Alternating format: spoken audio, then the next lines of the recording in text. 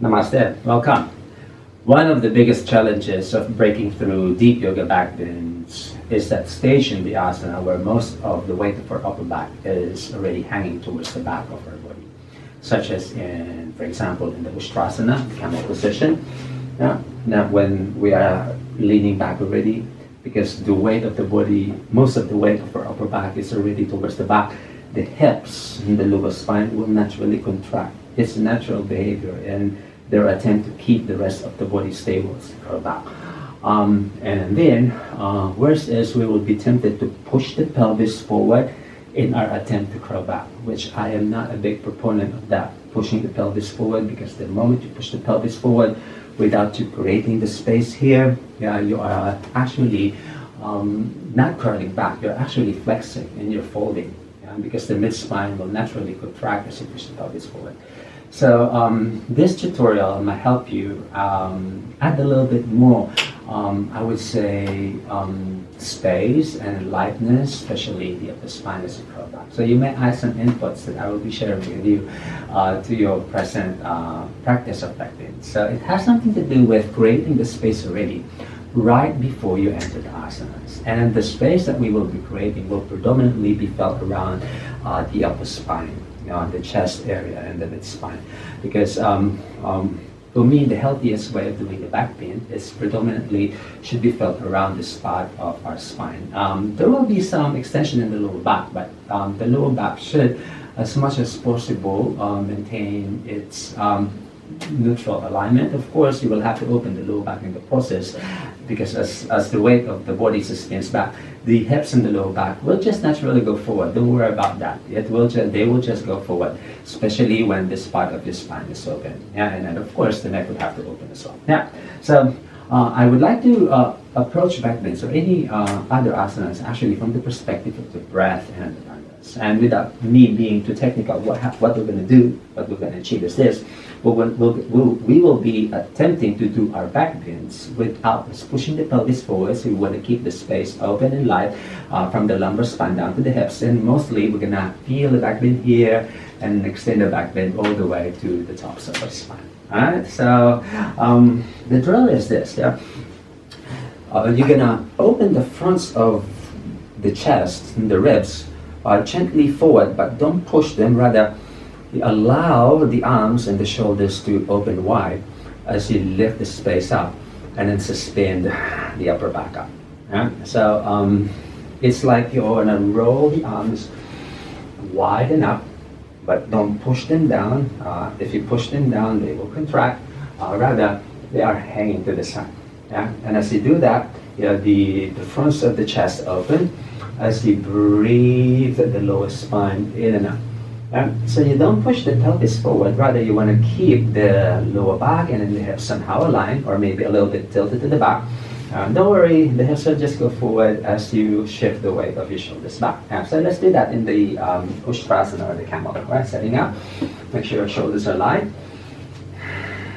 Alright, and then here, the legs are turning inward. Breathe in first to the vertical, and exhale, and then inhale, widen the space. And allow the chest to slightly go forward and lift up without you pushing the pelvis forward. Right. So I'm not curling back yet. I'm just preparing for the back bend. And here right away I could feel the spine open already. So, and then here, the shoulders alive. Now breathe in, push down through your knees, lift the space up and open the fronts. And then you're curling back. And then from there, you just do your adjustment.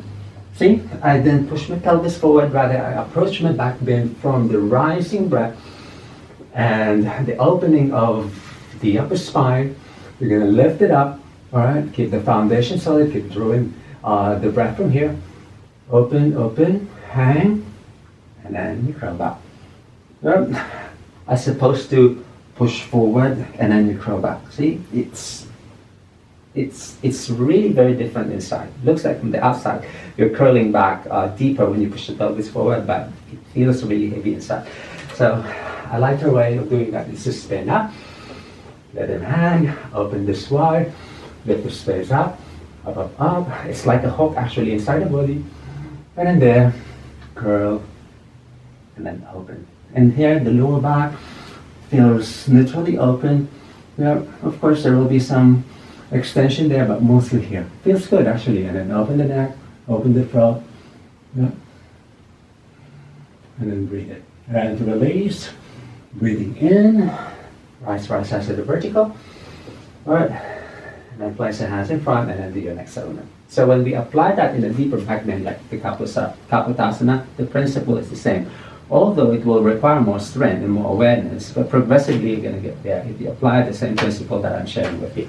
Alright, so let's do that in the Kapotasana. Okay? Same, breathing in. Good. Exhale. As you exhale, don't push the pelvis forward. Keep drawing up, even the exhalation is rising. Alright, open the space wide, but don't squeeze the shoulders. Start to open the neck. Breathing in, yeah. Good. Let the shoulders hang. Don't push them down, but keep rising this mid-chest forward and up. Alright, start to open. Yeah. Now use the arms to counter the dropping of the spine. External, open, wide, left. Yeah. Repeat the process. Rise it. External, open, curl back. And here, the spine will just naturally open. Open this wide, but don't push them down.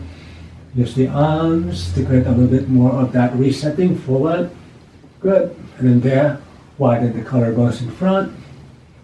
Good. Push through your knees. Good. And then there, the lower back remains neutrally open. Breathing in. Good. Don't fight it. Open if you feel the shoulders start to go heavy. Reset the process. Wide, wide, wide. Keep the breath aware. Good. And you're reaching for the heels easy. Good. And then here, loosen. Open the fronts of the chest. Push through the knees. Strong foundation. Good. Slowly, you're placing your elbows down the ground for your full position. And then just breathe light here. You're aware the lower back is light, the hips are light, and the upper chest open, the rest of your spine is actually open. And then you rise it. Right. Let the arms go wide. Throw it in and in and in. Come back up. Alright. Reset hips. Good. And then flow your next element. Yeah. If you're doing your traditional flow, open up. Into downward facing dog. Good. Good. Knees down. So hopefully, with that input, yeah, you'll be able to create more lightness and support and ease when you do the curl back, because the shoulders add on to the weight. So the more you squeeze them, the more they will surrender, the more your spine will contract. But when you open them, you breathe through it, it's like less strenuous for the rest of your body actually. And that's where the healing benefit of back pain happens. So hope you learned something. I'll see you next time. Come on, Master.